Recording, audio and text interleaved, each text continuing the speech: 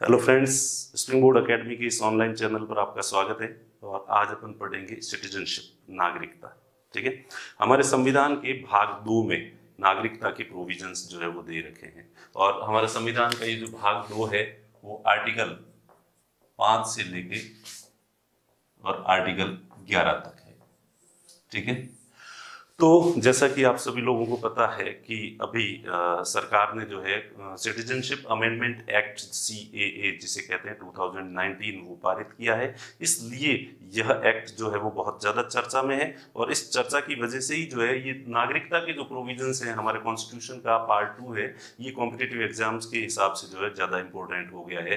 तो CAA के बारे में डायरेक्टली क्वेश्चंस भले ही नहीं पूछे तो भी ये संभावनाएं बनती है कि सिटीजनशिप वाले इस चैप्टर से जो है आपसे क्वेश्चंस जो पूछे जा सकते हैं। तो इसलिए आज अपन सिटीजनशिप के बारे में जो है वो पढ़ेंगे। ठीक है, तो सबसे पहले तो अपन देखते हैं कि सिटीजनशिप के जो प्रोविजंस हैं वो आर्टिकल 5 से लेके आर्टिकल 11 के बीच में जो है वो दिए गए हैं। तो कॉन्स्टिट्यूशन में क्या क्या प्रोविजंस दिए गए हैं ये अपन देख लेते हैं। वैसे जो कॉन्स्टिट्यूशन के जो प्रोविजंस हैं वो इतने ज़्यादा रिलेवेंट नहीं है, उनको पढ़ने की ज़रूरत नहीं है, क्योंकि वो तात्कालिक जो स्थितियाँ थी उस समय जब देश आज़ाद हुआ था और संविधान लागू हुआ था 26 जनवरी 1950 को, तो उस समय के स्थितियों के अकॉर्डिंग जो है इसमें ज़्यादातर प्रोविजंस जो है वो दे रखे हैं। फिर भी अपन एक बार देख लेते हैं, देखें क्या प्रोविजंस थे। तो आर्टिकल 5 में दिया हुआ है कि 26 जनवरी 1950 को, ठीक है, 26 Jan 1950 को कौन भारत का नागरिक जो है वो होगा। ठीक है, नागरिक कौन होगा।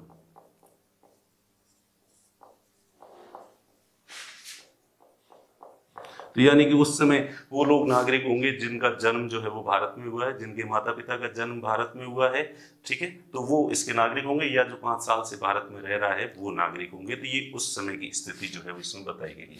उसके बाद आर्टिकल 6 में दे रखा है कि जो पाकिस्तान से आने वाले जो लोग हैं,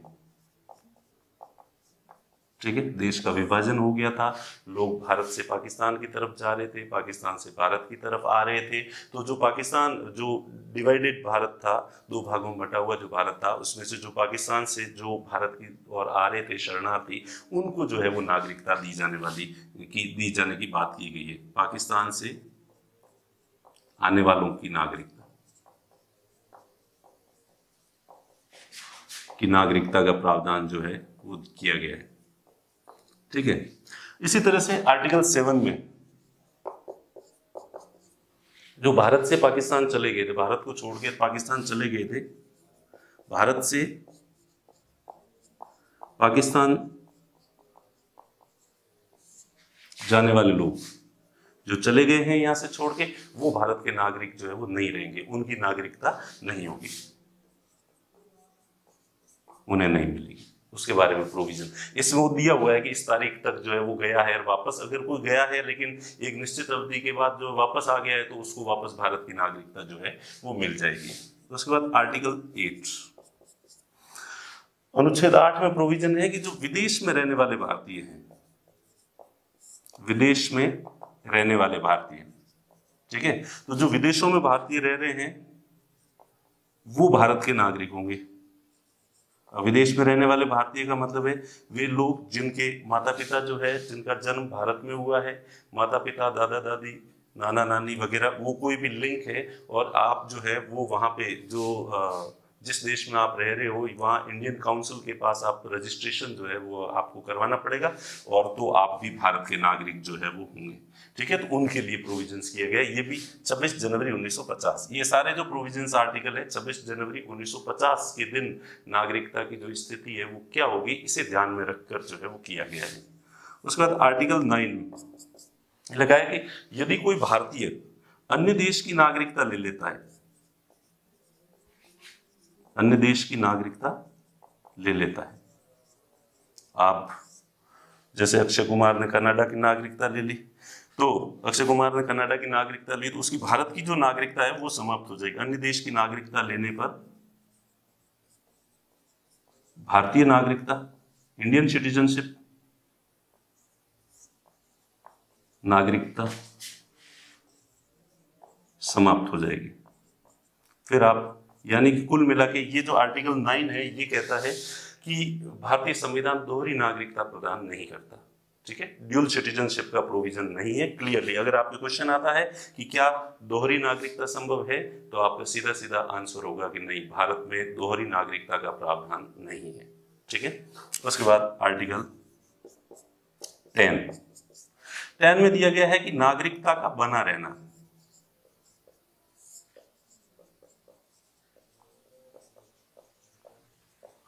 ठीक है, यानी कि इसमें दे रखा है कि संविधान के पूर्व के जो ये उपबंध हैं, ये जो प्रोविजंस हैं, इनके तहत अगर किसी को नागरिकता मिली है तो उसकी नागरिकता बनी रहेगी, संसद की विधि के अधीन बनी रहेगी, उसको समाप्त नहीं किया जा सकता। यानी कि जो भारत का नागरिक है उसकी नागरिकता समाप्त नहीं हो सकती। हालांकि कुछ स्थितियों में समाप्त होती है, वो कैसे होती है वो आगे चल के अपन जो है वो देखेंगे। ठीक है, और उसके बाद है आर्टिकल 11। आर्टिकल 11 में दिया गया है कि संसद को ये शक्ति दी गई है।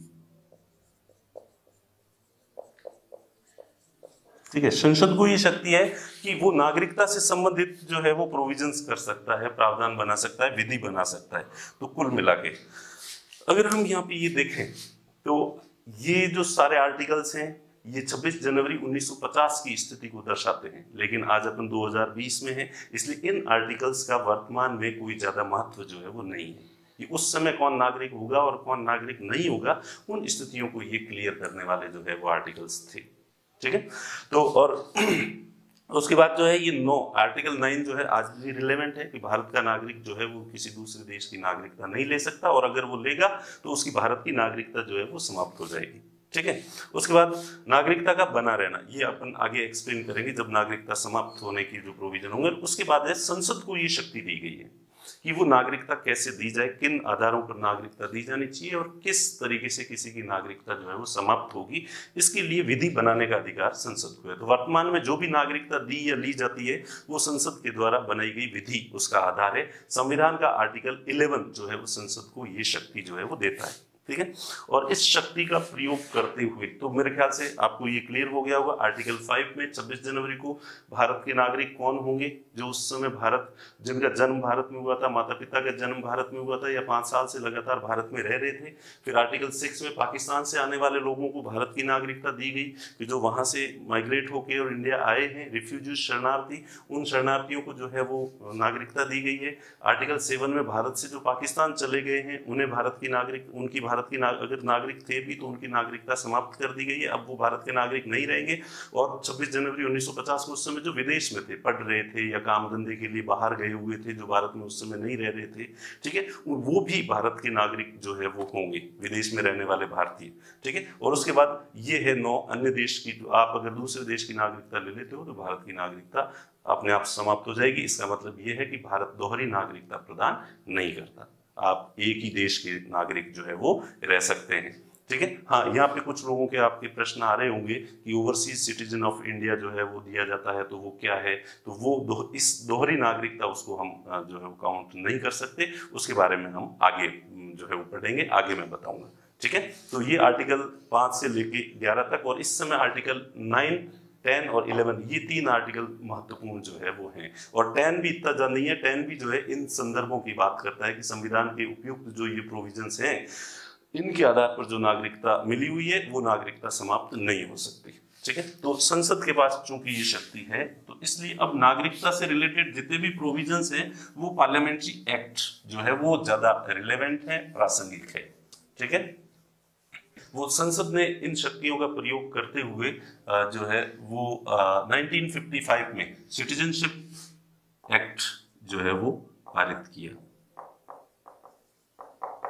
ठीक है, सिटीजनशिप एक्ट जो है 1955 पारित किया और इसमें नागरिकता से रिलेटेड जो है वो प्रोविजंस दिए गए हैं। ठीक है, अब उसके बाद इस एक्ट में अमेंडमेंट किए गए। सिटीजनशिप, तो ये सिटीजनशिप तो है ही है, उसके बाद अमेंडमेंट एक्ट,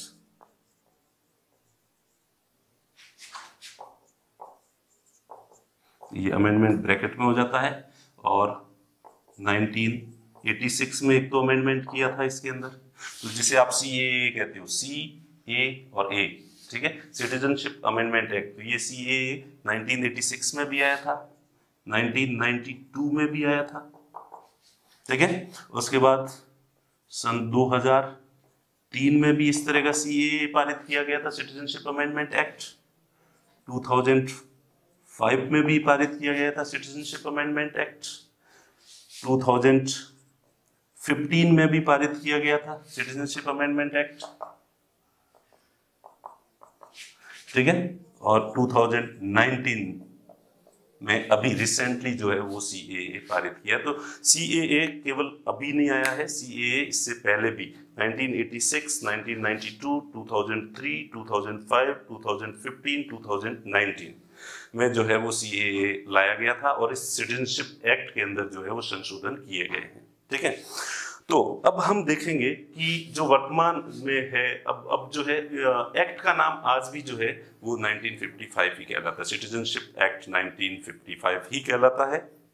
इसी में जो है वो बार बार संशोधन जो है वो किए गए हैं। तो इस एक्ट के आधार पर, ये जो एक्ट है,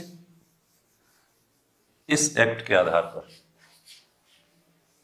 नागरिकता किस तरह से प्राप्त की जा सकती है, ठीक है। तो इस एक्ट के आधार पर नागरिकता जो है 5 तरीके से प्राप्त की जा सकती है। 5 तरीके हैं नागरिकता प्राप्त करने की, ठीक है। वो 5 आधार कौन कौन से हैं अपन अभी ये देखेंगे जी, ठीक है। तो नागरिकता प्राप्त करने का जो पहला तरीका है, बर्थ या जन्म, ठीक है। जिस व्यक्ति का जन्म भारत में होता है वो भारत का नागरिक होगा, ठीक है। ऐसा पहले था, आरंभ में यही रखा गया था कि जिसका भी जन्म भारत में होगा,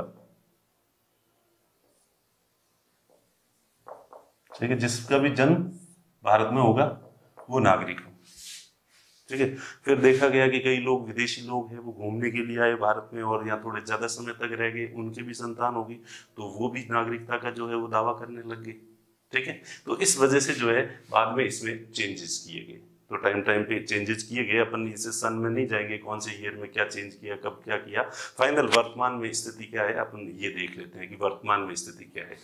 वर्तमान में स्थिति ये है कि किसी भी व्यक्ति का भारत में जन्म होता है, ठीक है।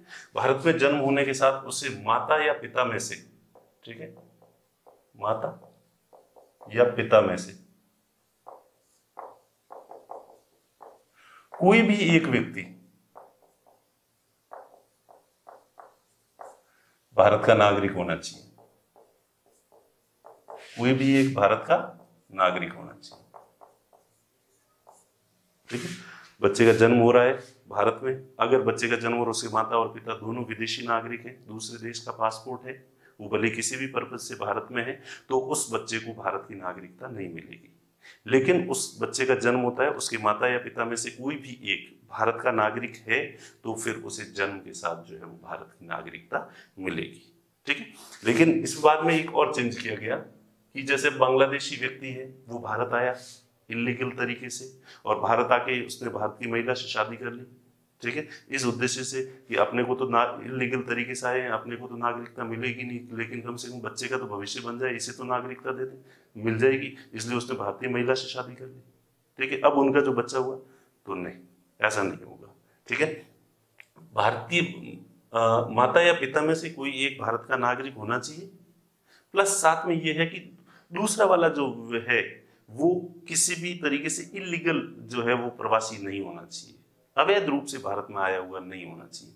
लीगल तरीके से वीजा लेके कोई विदेशी आया है और भारतीय महिला या पुरुष से उसने शादी की है और फिर बच्चा होता है तो उसे नागरिकता मिलेगी, लेकिन इलीगल तरीके से भारत में आया है और भारत में शादी की है तो उसके बच्चे को भी भारत की नागरिकता नहीं मिलेगी, ठीक है। तो ये कंडीशन है, जन्म के साथ भारत में जन्म होता है किसी बच्चे का, उसके माता या पिता में से कोई भारत का नागरिक है, दोनों है तो बहुत ही अच्छी बात है, दोनों नहीं तो कम से कम एक तो होना ही चाहिए, और एक होता है पर उनके साथ ही ये कंडीशन है कि दूसरा जो उसका पार्टनर है वो इलीगल तरीके से आया हुआ नहीं होना चाहिए। तो जिस तरीके से दूसरा पार्टनर उसका इलीगल है, वैसे के वैसे इस बच्चे को भी भारत का नागरिक जो है वो नहीं माना जाएगा। तो ये है जन्म के आधार पर। इसी तरह से जो है विदेशी डिप्लोमेट्स वगैरह भारत में रहते हैं, लंबे समय से रहते हैं, तो उनके जो बच्चे होते हैं उन्हें भारत की नागरिकता नहीं मिलती, क्योंकि ये वैसे भी जो है दोनों जो है वो दूसरे देश के नागरिक जो है वो होते हैं। और इसी तरह से शत्रु देश का कोई व्यक्ति है और वो भारत में है और उनके बच्चों को भी जो है भारत की नागरिकता नहीं मिलती है। शत्रु देश उसे कहते हैं जिसके साथ हमारा युद्ध चल रहा होता है। जितने समय तक हमारा युद्ध चल रहा होता है उस समय के लिए हम उस देश को जो है वो शत्रु देश जो है वो मानते हैं। ठीक है, तो ये हो गया पहला, बाय बर्थ। ठीक है, इसके बाद जो है सेकेंड है डिसेंट।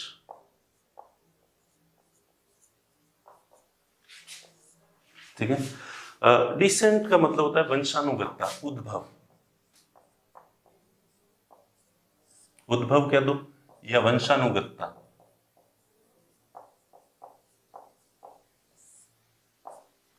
ठीक है, उद्भव भी कह सकते हो, वंशानुगतता भी कहते हो। अब विदेश में यदि भारत में जन्म हो गया है तो कोई दिक्कत नहीं है। यदि विदेश में जन्म होता है, ठीक है,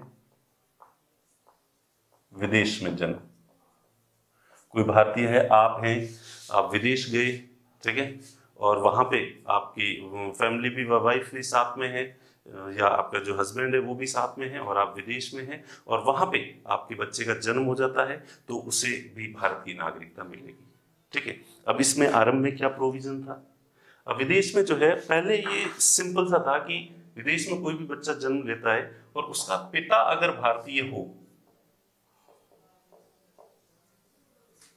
तो जो है उसको भारत की नागरिकता मिल जाती थी। पिता भारतीय होना चाहिए। ठीक है, जैसे अपने ये मान्यता है ना, जैसे आपका भी जो सरनेम लगता है पिताजी के पीछे लगता है, ठीक है, मम्मी के पीछे नहीं लगता। और आपका जो गांव है वो पिताजी वाला गांव को आप पिताजी का गांव नहीं कहते, पिताजी के गांव को तो अपना गांव कहते हैं, मेरा गांव। ठीक है, लेकिन जो मम्मी का गांव है उसको आप मेरा गांव नहीं कहते, उसे ननियाल कहते हैं। ठीक है, तो इस तरह से, जिस तरह से ये जो ट्रेडिशन है, परंपरागत रूप से जो माना जाता है कि बच्चे का गांव कौन सा होना चाहिए, पिताजी वाला या माताजी वाला, तो पिताजी वाला होता है। तो उसी वही माइंडसेट जो है वो रहा हमारे सांसदों के दिमाग में या विधि निर्माताओं के। इसलिए उन्होंने कहा कि विदेश में अगर कोई भारतीय पुरुष है और वो विदेशी महिला से शादी कर लेता है, वो खुद भारत का नागरिक है, लेकिन उसकी पत्नी अगर भले विदेशी भी है तो भी उसके बेटे को भारत की नागरिकता मिलेगी।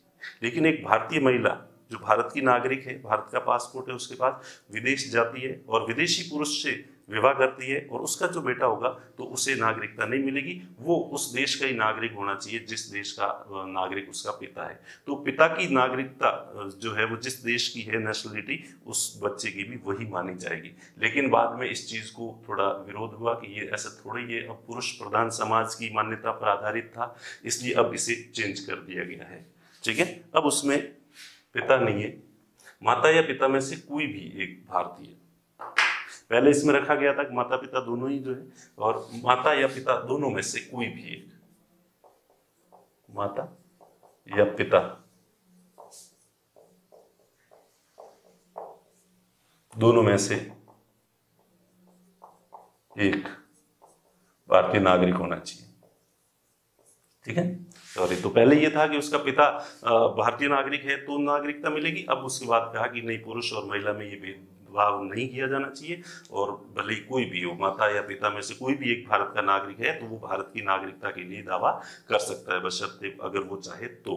और वो चाहे तो वहीं की, उसी देश की जो नागरिकता लेना चाहे तो वो वहां की नागरिकता भी ले सकता है, लेकिन हमारी नागरिकता के दरवाजे उसके लिए खुले हैं।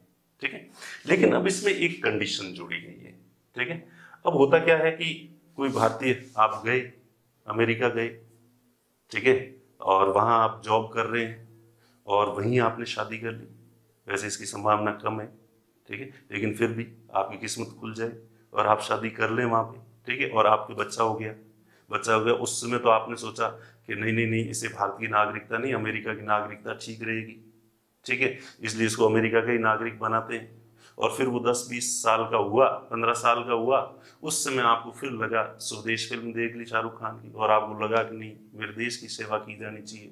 ठीक है, तो आप फिर आए और फिर कहा साहब हमारा बेटा है, इसे भी नागरिकता दो। और डिसेंट के द्वारा जो है ये सिटीजनशिप एक्ट जो है इसका प्रोविजन करता है, और मैं इसका पिता हूँ और ये मेरा बेटा है, ठीक है। तो ऐसे लोग जो है देर सवेर कभी भी उठ उठ के आके दावे करने लग गए कि इसको भी नागरिकता दो, उसको भी नागरिकता दो। इसलिए बाद में ये जोड़ दिया गया कि 1 वर्ष के भीतर जो ही आपके बच्चा होता है वहां पे 1 वर्ष के भीतर जो है वो आपको जो इंडियन काउंसलेट ऑफिस है वहां पे उस देश के अंदर, ठीक है, वहां पे जाके आपको पंजीकरण करवाना पड़ेगा। ठीक है, मिठाई का डब्बा लेके वहां जाना पड़ेगा कि साहब मेरे घर में जो है वो पुत्र रत्न या पुत्री जो है वो पैदा हुई है। ठीक है, तो 1 साल के अंदर आपको सूचित करना पड़ेगा और 1 साल के बाद वो जो काउंसलेट ऑफिस है वो आपका पंजीकरण नहीं करेगा और उसके बाद वो बच्चा जो है भारत की नागरिकता का दावा नहीं कर सकता। हालांकि आप उसके बाद भी अगर ये, और चूंकि अपन भारतीय हैं कोई भी काम समय पे तो करते नहीं है और देख रहे 1 साल है कभी भी करवा देंगे 1 साल, और 1 साल कब निकल जाता है पता ही नहीं चलता। तो ऐसी स्थिति में हमारे ये विधि निर्माता इनको पता था कि जो इंडियंस की प्रकृति क्या है, तो लेट भी होते हैं, तो क्या 1 वर्ष अगर टाइम निकल गया तो क्या उसे भारत की नागरिकता अब नहीं मिलेगी? मिल सकती है। लेकिन अब वो इंडियन काउंसलेट ऑफिस में सिंपल जो रजिस्ट्रेशन या पंजीकरण से जो मिल रही थी उसके लिए अब एक लंबी प्रक्रिया होगी और केंद्र सरकार से आपको अनुमति मांगनी पड़ेगी, केंद्र सरकार की अनुमति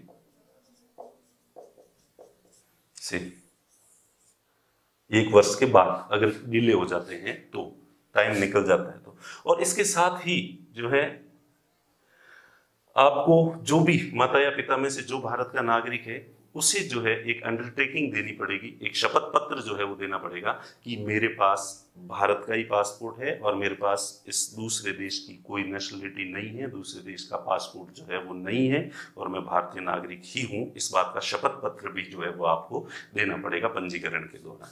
ठीक है, तो इस तरह से ये दूसरा तरीका हुआ डिसेंट, जिससे भारत की नागरिकता जो है वो ली जाती है। तो ये तो जो भारत के ही लोग हैं, भारत के व्यक्ति हैं, आपका तो जन्म ही भारत में ही हुआ था इसलिए आपको उस तरीके से नागरिकता मिल गई। ठीक है, और अगर उद्भव से, ये उद्भव यानी कि भारतीय नागरिक ही है लेकिन उनकी संतान की उत्पत्ति विदेश में होती है तो उससे कैसे भारत की नागरिकता जो है वो मिलेगी। तीसरा है रजिस्ट्रेशन, पंजीकरण। ठीक है, रजिस्ट्रेशन आपको जो है करवाना पड़ेगा। अब ये जो है ये उन लोगों के लिए है जो किसी न किसी तरीके से भारत से संबंधित है। ठीक है, या तो वो खुद स्वयं पहले भारत का नागरिक रह चुका हो, ठीक है, पहला। दूसरा PIO, person of Indian origin, ठीक है, भारतीय मूल का व्यक्ति हो, उसके माता पिता, दादा दादी, परदादा परदादी वो कोई भारत के नागरिक थे और वो विदेश में जाके बस गए और तुम्हें अब अपने वतन की जो है वो वापस याद आ गई। ठीक है, और आप वापस आना चाहते हो भारत तो, और जो PIO, person of Indian origin, एक कार्ड जो है वो दिया जाता है सरकार के द्वारा। हालांकि अब PIO को OCI में मर्ज कर दिया गया है लेकिन अभी भी 30 सितंबर तक PIO कार्ड जो है वो वैलिड है और PIO का कार्ड किसी के पास है तो वो जो है वो नागरिकता के लिए जो है वो आवेदन कर सकता है, लेकिन उसकी कंडीशन है कि वो उसको पहले भारत में आके रहना पड़ेगा और 7 वर्ष से वो भारत में रह रहा हो। ठीक है, 7 साल से, 7 साल से ऐसे जरूरी नहीं कि 7 साल से आप कंटिन्यू रह रहे हो, 7 वर्ष से रह रहे हो, बीच में आप वापस बाहर भी गए, वापस आए, वापस बाहर गए, ऐसे भी हो सकता है। लेकिन पिछले 1 वर्ष में तो आप कंटिन्यू निरंतर भारत में ही रहे हो। ठीक है, पिछले 7 साल में से पिछले 1 साल में कंटिन्यू इंडिया में ही रहे हो, वापस विदेश जाके जो है नहीं रहे हो। अगर ऐसी कंडीशन है तो पर्सन ऑफ इंडियन ओरिजिन, भारतीय मूल का व्यक्ति। फिर तीसरा इसमें ही जो है भारतीय मूल का व्यक्ति, पर्सन ऑफ इंडियन ओरिजिन जो विदेश में रहता है, ये अलग कैटेगरी है इसके लिए। ठीक है, ये अलग अलग कैटेगरी जो है वो बनाई गई है। तो ये जो विदेश में ये भारतीय मूल का व्यक्ति है जो भारत में रह रहा है और ये भारतीय मूल का व्यक्ति है जो विदेश में रहता है। ठीक है, विदेश का मतलब अब कल को जो है पाकिस्तान में कोई व्यक्ति रहता है, बांग्लादेश में कोई रहता है, वो भी आ सकता है, इसलिए यहाँ पे एक लाइन जोड़ दी गई है।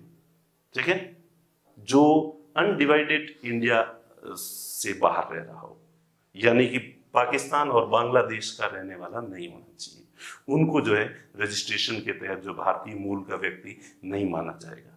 ठीक है। फिर तीसरा जो है, चौथा जो है विवाह, शादी कर ली है। अगर किसी विदेशी ने भारतीय नागरिक से विवाह कर लिया है, जैसे कि सोनिया गांधी ने राजीव गांधी से विवाह कर लिया, विवाह करने के बाद वो 7 वर्ष तक भारत में रहना होगा, उसके बाद जो है उसे नागरिकता जो है वो मिल जाएगी। उसके बाद माइनर चाइल्ड, अब जो बच्चा है 18 साल से कम का है, जैसे जिनके पेरेंट्स जो है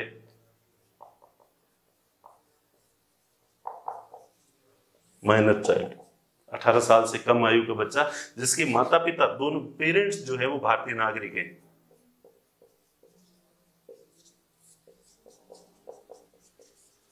ठीक है।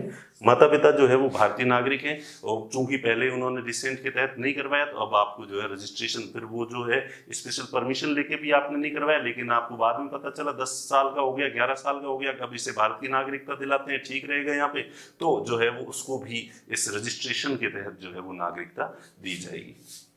इसके बाद जो है फुल एज एंड कैपेसिटी वाला व्यक्ति, यानी वयस्क व्यक्ति, ठीक है, फुल एज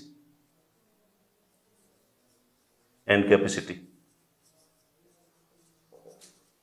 ठीक है, जिसके माता पिता को नेचुरलाइजेशन से जो है वो भारत की नागरिकता मिली है। अब नेचुरलाइजेशन से कैसे मिलती है ये अगले वाले में अपन देखेंगे। अगला जो है इसके तीसरे बाद जो है, तो उनको जो है वो नागरिकता अगर मिली है, और 7वें के अंदर जो है फिर इसमें वापस एक प्रोविजन दिया गया है कि फुल एज एंड स्ट्रेंथ वाला व्यक्ति, जो वयस्क व्यक्ति है, ठीक है, जिसके माता पिता भारत के नागरिक थे, ठीक है, जो पहले थे। तो अपन यहां पे देखें, व्यक्ति खुद अगर भारत का नागरिक रहा हुआ हो, पर्सन ऑफ इंडियन ओरिजिन, भारतीय मूल का व्यक्ति हो जो 7 साल से भारत में रह रहा हो, भारतीय मूल का व्यक्ति जो भारत से बाहर रह रहा है वो भी आवेदन कर सकता है। किसी का विवाह जो है वो भारतीय नागरिक से हुआ है और 7 साल से वो भारत में रह रहा है, ठीक है। कोई छोटा बच्चा है भारतीय नागरिकों का, जो भारतीय नागरिक हैं और उनका कोई छोटा बच्चा है, उसके बाद नागरिकता नहीं है, तो वो कर सकते हैं। एक वयस्क व्यक्ति जो है जिसके माता पिता ने रजिस्ट्रेशन के द्वारा जो है वो नागरिकता ले ली भारत की, लेकिन उनका बच्चा विदेश में ही था और अब वो बच्चे को भी लाना चाहते हैं भारत में, ठीक है। और उसके बाद जो है वयस्क व्यक्ति जिसके माता पिता भारत के नागरिक थे, वो जो है तो, और लेकिन अब वो भारत की नागरिकता जो है वो लेना चाहता है। और 8 नंबर पे OCI, overseas citizen of India. ये person of Indian origin, overseas citizen of India, ये क्या होता है ये अपन जो है बाद में देखेंगे, अलग से पढ़ाऊंगा मैं इनको ज्यादा explain. Overseas citizen of India 2005 में जो है ये कार्ड प्रदान करना शुरू किया, जो भारतीय मूल के जो व्यक्ति हैं, विदेशों में रहते हैं, उन लोगों को विशेष सुविधाएं जो है, प्रिविलेजेस देने के लिए जो है ये किया गया है, ठीक है। तो हमने देखा कि इस तरह से रजिस्ट्रेशन के द्वारा भी भारतीय नागरिकता ली जा सकती है बाद में, ठीक है। उसके बाद फिर अपन देखेंगे, देखिए नेचुरलाइजेशन।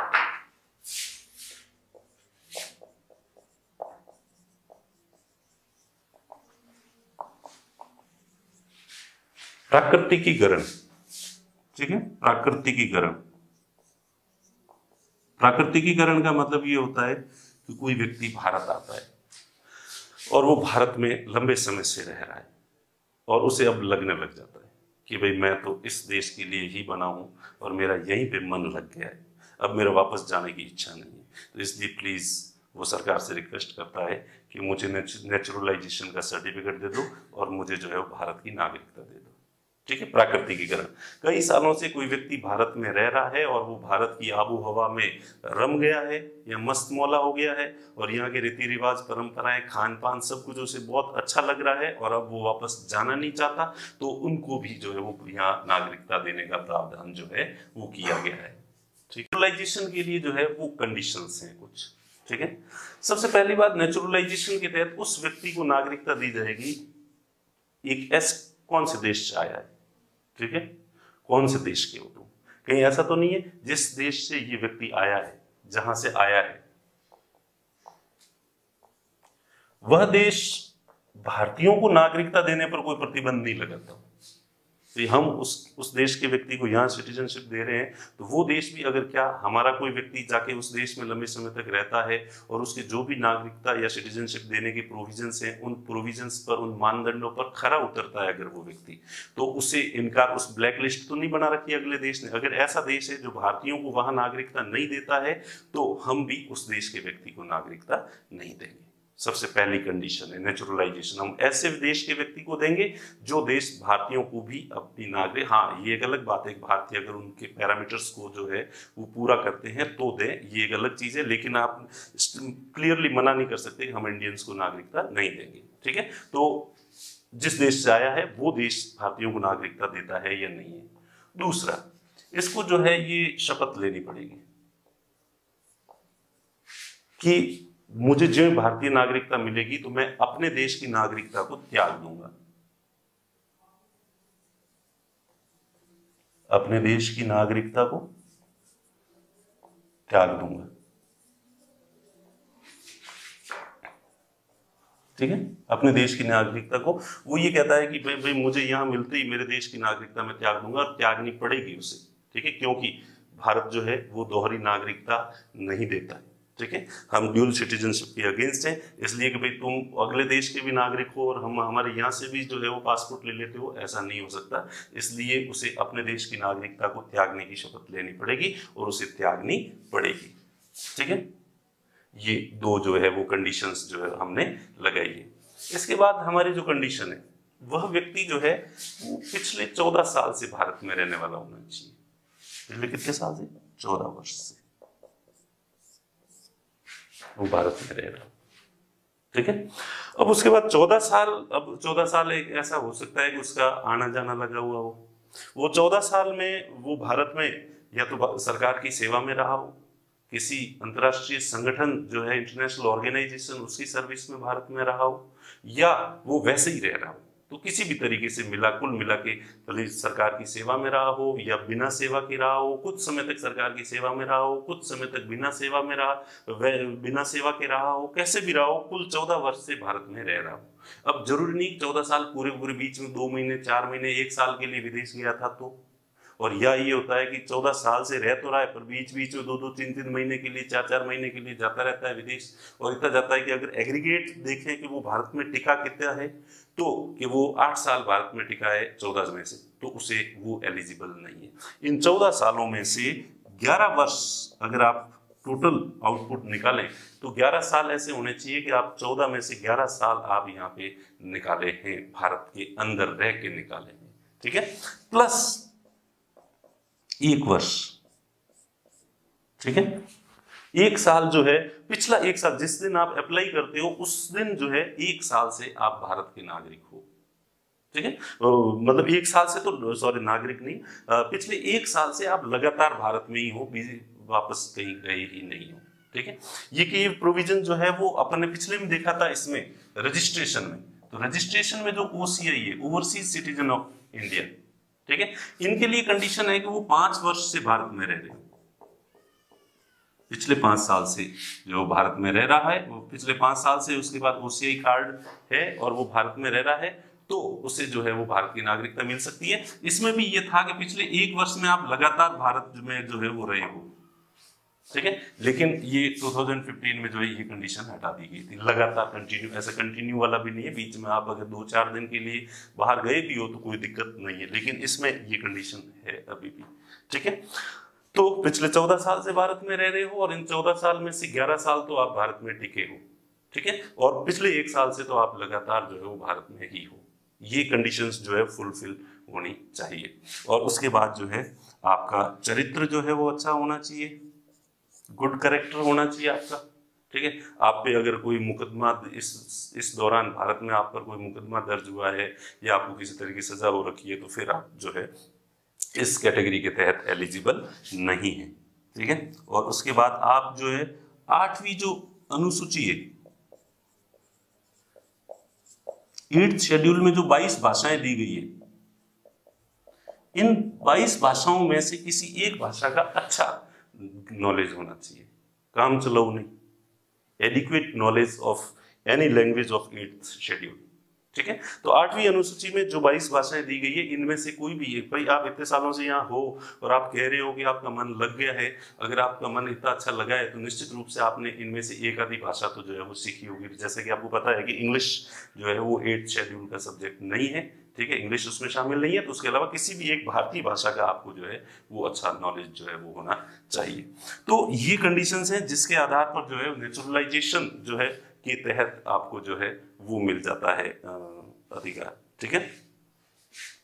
तो उसके बाद जो है फिर जो अपने नेचुरलाइजेशन हो गया, इट्स, हाँ एक और कंडीशन है कि ये नेचुरलाइजेशन में ये जो कंडीशंस दे रखी है, ठीक है, इसमें सरकार को ये अधिकार है, एक अलग स्पेशल कैटेगरी है, एक विशेष कैटेगरी रखी गई है। केंद्र सरकार को ये अधिकार है कि अगर कोई व्यक्ति है और वो किसी विशेष क्षेत्र से है, ठीक है, वो किसी विशेष क्षेत्र से, यानी कि वो विज्ञान से जुड़ा हुआ कोई साइंटिस्ट है, कला, साहित्य, दर्शन, विश्व शांति, मानव प्रगति, ठीक है। तो ये जो ऐसे दे रखे हैं, ठीक है, science, art, literature, philosophy, world peace and human progress, इन क्षेत्रों में आपने कोई सराहनीय कार्य किया है, आपने बहुत ही अच्छे काम अगर कर रखे हैं, तो सरकार जो है आपको नेचुरलाइजेशन के तहत जो है ये भारत की नागरिकता दे सकती है। और उसके लिए इन शर्तों को पूरा करना जरूरी नहीं है, इनमें से किसी भी शर्त को जो है वो छूट दी जा सकती है। जैसे कि आपको पता है कि वो सिंगर जो है गायक अदनान सामी को भारत की जो नागरिकता दी गई है तो वो नेचुरलाइजेशन के तहत दी गई है, और वो चूंकि कला के क्षेत्र में योगदान है, संगीत के क्षेत्र में योगदान है, इसलिए वो जो है वो नागरिकता दी गई है, ठीक है।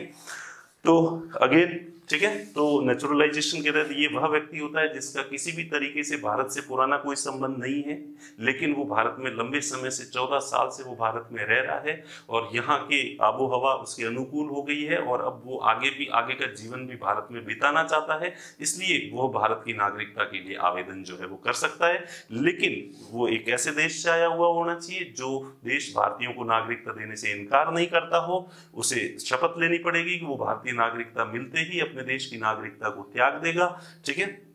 फिर वो कम से कम 14 वर्ष से जो है वो भारत में रह रहा होना चाहिए, ठीक है, और 14 में से 11 साल तो भारत में ही रहा हो वो, ठीक है, और बीच में भले ही बाहर भी 3 साल वो जाके विदेश में रह के भी आया हो तो कोई दिक्कत नहीं है, और पिछले 1 साल से कंटिन्यू भारत में रहना चाहिए, उसके ऊपर कोई भी केस मुकदमा जो है वो नहीं होना चाहिए या उसे सजा नहीं होनी चाहिए, उसका चरित्र अच्छा होना चाहिए, उसके भारतीय भाषा का ज्ञान होना चाहिए उसे, ठीक है। तो इस आधार पर जो है वो प्राकृतिकीकरण के तहत दिया जाता है, लेकिन इसमें छूट दी जा सकती है, केंद्र सरकार वेव कर सकती है इसे, अगर वो किसी अच्छे इनमें से किसी क्षेत्र में उसने सराहनीय कार्य जो है वो अगर किए हैं तो कौन कौन सा, साइंस के क्षेत्र में कला, साहित्य, दर्शन, विश्व शांति, मानव प्रगति, ठीक है। तो ये हो गया आपके नेचुरलाइजेशन। इसके बाद एक और है,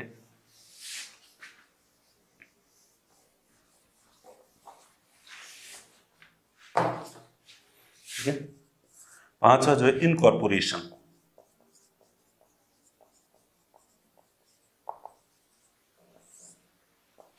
इनकॉर्पोरेशन ऑफ टेरिटरी। अगर किसी क्षेत्र को भारत में मिला दिया जाता है, ठीक है, तो जैसे कि संविधान लागू होने के बाद जो है गोवा, दमन, दीव, पुदुचेरी, ठीक है, चंद्रनगर, माहे, यनम, करेकल, तो ये जो क्षेत्र है ये भारत में मिलाए गए हैं और यहाँ के जो लोग थे उनको जो है वो नागरिकता दे दी गई है, ठीक है। तो किसी भी क्षेत्र को जो है वो भारत में मिलाया जाता है तो वहाँ के लोगों को भी, और ये ऑटोमेटिकली भारत के नागरिक नहीं बनते हैं, इसके बाद केंद्र सरकार एक नोटिफिकेशन जारी करती है और उसके बाद केंद्र सरकार कहती है कि इतने तारीख से ये सभी लोग जो है वो भारत के नागरिक माने जाएंगे और इनके पास वो सारे अधिकार होंगे जो अन्य भारतीय नागरिकों को होते हैं, और वो वैसे ही नागरिकता है जैसे जन्म से या इस तरह से। और वैसे भी भारत में जो भी नागरिकता दी जाती है तो नागरिकता देने के बाद जो है किसी तरह का डिस्क्रिमिनेशन जो है वो नहीं किया जाता, ठीक है, जैसा कि अमेरिका में किया जाता है। भारत में एक बार कोई भी व्यक्ति भारत का नागरिक बन जाता है तो उसे सभी तरह के सिविल और पॉलिटिकल राइट्स जो है वो मिल जाते हैं। उसके बाद वो भारत में वोट दे सकता है, वो इलेक्शन लड़ सकता है और MP MLA बन सकता है और यहाँ तक कि भारत का राष्ट्रपति और प्रधानमंत्री भी बन सकता है, भले ही उसने नेचुरलाइजेशन से, रजिस्ट्रेशन से जो है वो भारत की नागरिकता प्राप्त की है। ठीक है, इसके विपरीत जैसे अमेरिका है, अमेरिका के बारे में हम जैसे कि सुनते हैं या जानते हैं कि अमेरिका में अगर रजिस्ट्रेशन और नेचुरलाइजेशन के तहत अगर नागरिकता मिलती है किसी भी व्यक्ति को तो वो इलेक्शन लड़ सकता है, सीनेट का मेंबर बन सकता है, लेकिन वहाँ प्रेसिडेंट जो है वो नहीं बन सकता। प्रेसिडेंट तो वही बनेगा जो वहाँ पे जन्म से जो है वो अमेरिका का नागरिक जो है वो है। तो लेकिन हमारे यहाँ पे हमारा जो सिटीजनशिप एक्ट है वो इस तरह का कोई डिस्क्रिमिनेशन जो है वो नहीं करता है। ठीक है, तो ये 5 तरीके हैं नागरिकता के। एक जो है वो कॉमनवेल्थ सिटीजनशिप और दी जाती थी। ठीक है, तो जब सिटीजनशिप एक्ट 1955 में जो पारित किया गया था तो उसमें जो है कॉमनवेल्थ सिटीजनशिप का प्रावधान था, यानी कि जो कॉमनवेल्थ कंट्रीज के जो सिटीजन्स हैं उनको भी भारत में कॉमनवेल्थ सिटीजनशिप के नाम से जो है वो एक प्रमाण पत्र जो है वो दिया जाता था और वो जब भारत में आते थे तो उनको कुछ प्रिविलेजेस जो है वो दिए जा सकते थे। जैसे कि ब्रिटेन में अभी भी जो है कॉमनवेल्थ सिटीजनशिप दी जाती है, जैसा कि आप लोगों ने पहले भी पढ़ा होगा, जब राष्ट्रमंडल का सदस्य भारत को रहना चाहिए या नहीं रहना चाहिए तो अपन ने उसमें देखा था कि जो भारतीय जो कॉमनवेल्थ कंट्रीज के जितने भी लोग हैं जो ब्रिटेन में रहते हैं तो वहाँ पे जो लोकल बॉडीज है उनके जो इलेक्शंस होते हैं उसमें उनको जो है वो वोट देने का अधिकार जो है वो दिया जाता है जिनके पास कॉमनवेल्थ सिटीजनशिप होती है। ठीक है, तो इसी तरह से वहाँ पे जो वेलफेयर स्कीम्स होती है गवर्नमेंट की उनका फायदा भी जो है वो कॉमनवेल्थ सिटीजन्स को जो है वो दिया जाता है। ठीक है, और इसके साथ ही वहाँ ब्रिटेन की सिटीजनशिप जब प्रोवाइड की जाती है तो कॉमनवेल्थ जो सिटीजनशिप ऑलरेडी जिसके पास होती है उसके लिए थोड़ा ये आसान हो जाता है। ठीक है, तो ये ब्रिटेन अभी भी कॉमनवेल्थ सिटीजनशिप देता है और सिटीजनशिप एक्ट 1955 में भारत में भी सिटीजनशिप कॉमनवेल्थ सिटीजनशिप का प्रोविजन था, लेकिन 2003 वाला जो सिटीजनशिप अमेंडमेंट एक्ट पास किया उसमें इसको जो है वो हटा दिया गया है। अब भारत में कॉमनवेल्थ सिटीजनशिप जो है वो नहीं दी जाती है। ठीक है, तो ये थी सिटीजनशिप जो है वो कैसे मिलती है। ठीक है, और जो सिटीजन्स होते हैं इनके पास क्या क्या जो अब अपन देखें कि सिटीजन्स के पास क्या क्या विशेष अधिकार होते हैं। जो कुछ ऐसे अधिकार भारत में जो केवल भारतीय नागरिकों के पास ही होते हैं। इसके बाद अपन देखेंगे कि ये नागरिकता समाप्त कैसे हो सकती है। ठीक है, तो नागरिकों के पास जो विशेष अधिकार होते हैं जैसे कि हमने देखा फंडामेंटल राइट्स जब अपन पढ़ेंगे तब उसमें मैं अगेन इसे एक्सप्लेन करूंगा। तो article 15, article 16, article 19, article 29, article 30। ठीक है, ये जो है ये केवल भारतीय नागरिकों को ही ये उपलब्ध है ये अधिकार। ठीक है, ये विदेशी नागरिकों को उपलब्ध नहीं है और इनके अलावा बाकी जितने भी आर्टिकल्स हैं फंडामेंटल राइट्स के वो भारतीयों और विदेशियों दोनों को समान रूप से प्राप्त है। ठीक है, यानी कि आर्टिकल 15 में सरकारी जो योजनाएं वगैरह होती है उनका लाभ केवल जो है वो भारतीयों को मिलेगा। सरकारी नौकरी जो होती है वो केवल भारतीय प्राप्त कर सकते हैं, विदेशी सरकारी नौकरी के लिए आवेदन नहीं कर सकते। और ये speech and freedom of speech and expression, assemble, union वगैरह ये जो है ये सारे के सारे जो है वो केवल भारतीयों को ही है। और ये अपनी भाषा, संस्कृति और लिपि जो है उसके संरक्षण का अधिकार जो है वो केवल भारतीय जो माइनॉरिटीज हैं या जो भारतीय हैं उनको ही है, विदेशियों को ये अधिकार नहीं है। तो एक तो ये है। दूसरा, केवल भारतीय जो नागरिक हैं यही वोट दे सकते हैं, भारतीय नागरिक हैं यही चुनाव लड़ सकते हैं, भारतीय नागरिक ही प्रधानमंत्री या राष्ट्रपति जैसे जो महत्वपूर्ण पद हैं या सुप्रीम कोर्ट, हाई कोर्ट के जो जजेस वगैरह हैं तो ये केवल भारतीय नागरिक ही हो सकते हैं। तो ये नागरिकों को जो है विशेष अधिकार जो है वो दिए गए हैं संविधान में। ठीक है, अब अपन देखते हैं कि नागरिकता समाप्त कैसे होती है, किस तरह से जो है किसी की नागरिकता समाप्त की जाती है। तो समाप्त उस पे पहुंचने से पहले एक बार वापस रिकॉल कर लेते हैं जन्म से नागरिकता। ठीक है, भारतीय नागरिक हैं और उनके बच्चे जन्म लेते हैं तो उनको भारतीय नागरिकता मिल जाएगी। विदेश में भी रहते हैं भारतीय नागरिक, उनके वहां बच्चे होते हैं तो उनको भी भारतीय नागरिकता स्वतः मिल जाती है। हालांकि उनको रजिस्ट्रेशन करवाना पड़ेगा टाइम पे। रजिस्ट्रेशन जिन लोगों का भारत से किसी न किसी तरह का संबंध रहा हुआ है पुराना, वो रजिस्ट्रेशन की कैटेगरी में आते हैं, वो रजिस्ट्रेशन करवा सकते हैं। ठीक है। नेचुरलाइजेशन जिनका भारत से पुराना कोई संबंध नहीं है, दादा दादी परदादा परदादी वगैरह का कोई संबंध नहीं है भारत से, लेकिन खुद का इनका संबंध इतना ज्यादा है कि खूब स्वयं इतने ज्यादा समय तक भारत में रह लिए हैं, इसलिए अब ये भारत में ही रहना चाहते हैं, तो वो नेचुरलाइजेशन की कैटेगरी में आता है। और इनकॉर्पोरेशन ऑफ टेरिटरी यानी किसी भूभाग का भारत में यदि विलय किया जाता है, गोवा, दमन दीव, दादर नगर हवेली, पौंडीचेरी, माहे, यनम, करेकल आदि जो है, जैसे सिक्किम वगैरह, ये जैसे भारत में मिलाए गए हैं, तो यहाँ के लोगों को भी, और अभी जो बांग्लादेश के जो एनक्लेव्स हैं वो जब भारत में मिलाए गए थे तो उनके लिए भी सरकार ने नोटिफिकेशन जारी किया था कि जो भारत में रहना चाहते हैं वो रह लें, और अगर कोई जाना चाहता है भले ही चला जाए टाइम पे, और फिर जो भारत में रहेंगे उनको भारत का नागरिक माना जाएगा। तो ये 5 तरह से नागरिकता दी जाती है।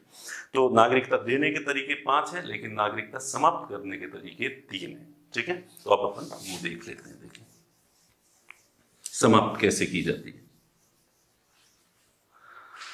ठीक है। पहला है रिनंसिएशन।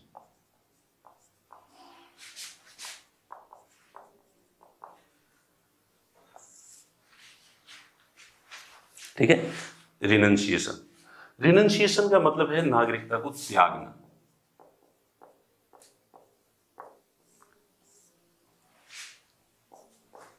अगर कोई व्यक्ति स्वेच्छा से, अपनी इच्छा से भारत की नागरिकता त्यागना चाहता है तो वो त्याग सकता है।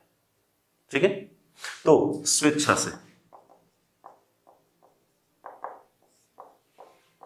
से त्यागना चाहता है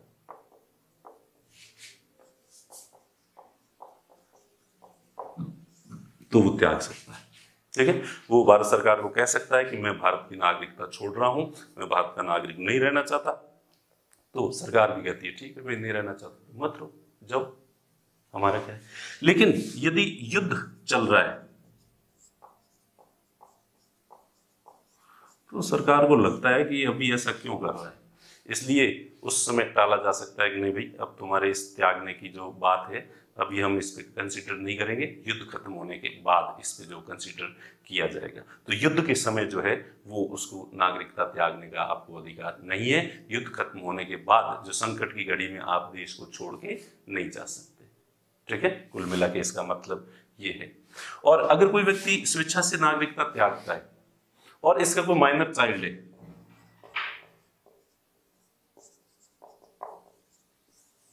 तो इसकी नागरिकता भी साथ में ही समाप्त हो जाएगी। ठीक है। जो इसने त्यागी, क्योंकि ये इस पे डिपेंड है। ये नागरिकता ऐसा नहीं कि ये इसको छोड़ के कहीं चला जाए, अरे भाई कहाँ जा रहे हो, अपने स्ट्रॉबेरी को साथ में लेते जाओ, तो उसको साथ ले जाना पड़ेगा, उसकी भी नागरिकता। हाँ, अब ये बच्चा कहे कि नहीं मैं नहीं जाऊंगा, ठीक है, तो पर फिर भी इसे जाना पड़ेगा। ठीक है। तो अपने बच्चे को भी साथ में ले जाना पड़ेगा, जैसे गदर फिल्म में सनी देओल लेके जाता है। ठीक है। हालांकि वो नागरिकता त्याग के नहीं ले जाता है, लेकिन फिर भी अगर कोई नागरिकता त्याग के जा रहा हो तो अपने बच्चे को भी साथ ले जाना पड़ेगा। ठीक है। लेकिन अब ये बच्चा जो 18 वर्ष का होता है तो वापस दावा कर सकता है कि मेरा पिता मूर्ख था जिसने इस देश की नागरिकता छोड़ी, मैं उस मूर्खता को कंटिन्यू नहीं रखना चाहता और मैं वापस भारत का नागरिक बनना चाहता हूं। तो इसकी जो सिटीजनशिप है वो रिज्यूम हो जाएगी, फिर से शुरू हो जाएगी। इसको अलग से कुछ नहीं, और ये भारत का नागरिक ही रहेगा। ये कोई पहले वाली कैटेगरी में कि रजिस्ट्रेशन या वैसा कुछ ही नहीं करना पड़ेगा। इसको केवल आके क्लेम करना है कि मैं भारत का नागरिक था, मैंने नहीं छोड़ी थी, मेरे पिताजी ने नागरिकता छोड़ी थी और इस कारण मेरी समाप्त हो गई थी, तो इसे वापस जो है मिल जाएगी। ठीक है। तो ये है एक। तो ठीक है, क्लियर हो गया। कोई भी व्यक्ति स्वेच्छा से छोड़ सकता है और उस पर डिपेंडेंट माइनर चाइल्ड उसके जो है वो उनकी भी नागरिकता साथ में समाप्त होगी। ठीक है। लेकिन वो वापस जो है अपनी सिटीजनशिप को रीगेन कर सकते हैं 18 साल की आयु एडल्ट होते ही। ठीक है। और युद्ध के समय, संकट की घड़ी में आप देश को छोड़ के नहीं जा सकते, उस समय आपको तो जो है वो त्यागने से रोका जा सकता है। ठीक है। इसके बाद दूसरा है टर्मिनेशन।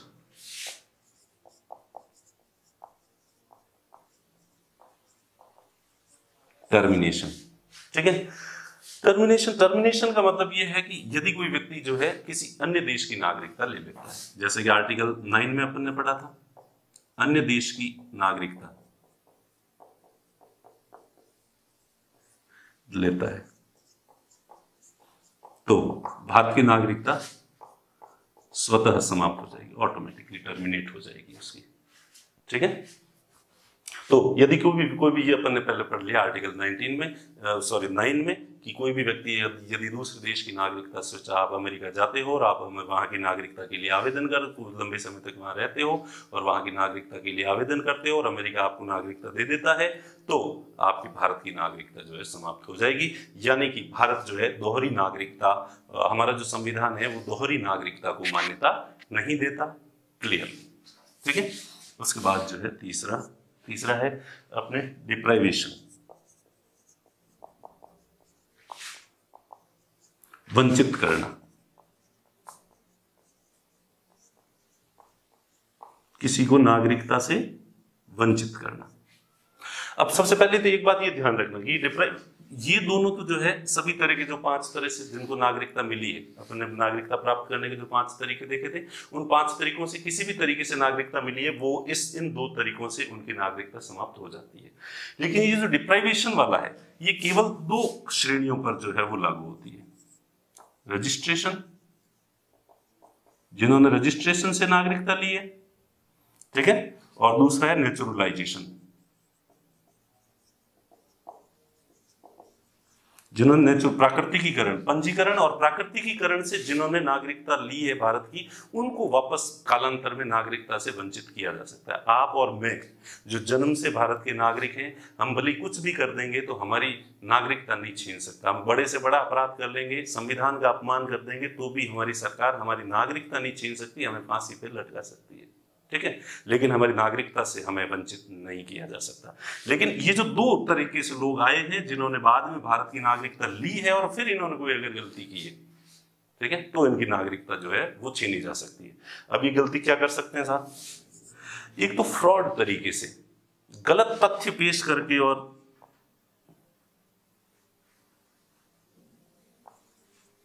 गलत तथ्य, फ्रॉड तरीके से, ये भाई इसमें वो बता दिया कि 14 साल तक जो है भारत में रहा ही नहीं है, झूठे यहाँ के वो जो है वो वैसे बता दिए, पेश कर दिए, नागरिकता ले ली। ठीक है, वो कोई भारतीय मूल का कोई व्यक्ति था ही नहीं इसके पिताजी की, और यूं ही नकली पासपोर्ट वगैरह कॉपी लगा के और ले लिए है, तो इसकी नागरिकता जो ही पता चलेगा इसकी नागरिकता वापस जो है वो कैंसिल हो जाएगी। ठीक है, दूसरा, आप इस देश में आए हो तो इस देश के संविधान का पालन करो और संविधान के प्रति आस्था रखो, फेथ रखो। अगर संविधान के प्रति डिसलॉयल्टी आपने शो की है, आस्था नहीं रखी है, फेथ नहीं रखा है, तो आपकी नागरिकता जो है वो समाप्त कर दी जाएगी एनी टाइम। आप यहाँ आके नागरिकता ले ली, फिर आप कहते हो मैं नहीं मानता संविधान को, क्या है संविधान, संविधान तो ऐसा है वैसा है, तो उसकी नागरिकता जो है वो समाप्त हो जाएगी। ठीक है, तीसरा है किसी देश के साथ युद्ध चल रहा है हमारा, युद्ध के समय शत्रु के साथ गैर कानूनी व्यापार अगर आप कर रहे हो, गैर कानूनी व्यापार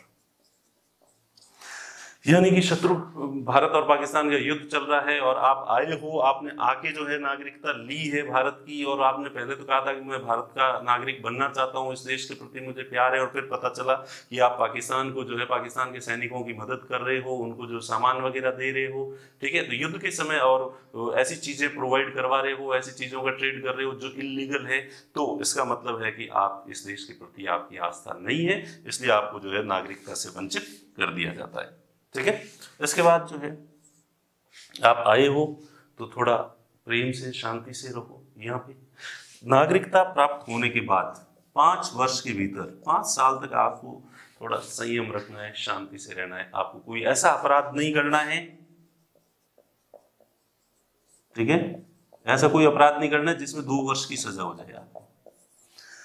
आते ही 5 साल तक आपको जो है वो सही ढंग से जो है ईमानदारी से रहना है, शांति से रहना है। 5 साल के बाद आपको जो बुक करना पड़े कर लो, भले आप मर्डर कर दो किसी का ही, आपकी नागरिकता समाप्त नहीं होगी। लेकिन आते ही और अपने रंग मत दिखाओ, ठीक है, आते ही थोड़े समय तक शांति से रहो, और आप पे कोई भी ऐसा अपराध नहीं होना चाहिए जिसमें कि आपको 2 साल, और करना भी है छोटा मोटा अपराध कर लो, ठीक है, पर 2 साल या इससे ज्यादा की सजा का प्रोविजन वाला अगर अपराध कर दिया और आपको 2 साल या इससे ज्यादा की जेल हो गई या सजा होगी तो आपकी नागरिकता जो है वो समाप्त हो जाएगी। ठीक है, इसके बाद आपने भारत की नागरिकता ली, आए, थोड़े दिन रहे और फिर बाहर चले गए, विदेश चले गए और बिना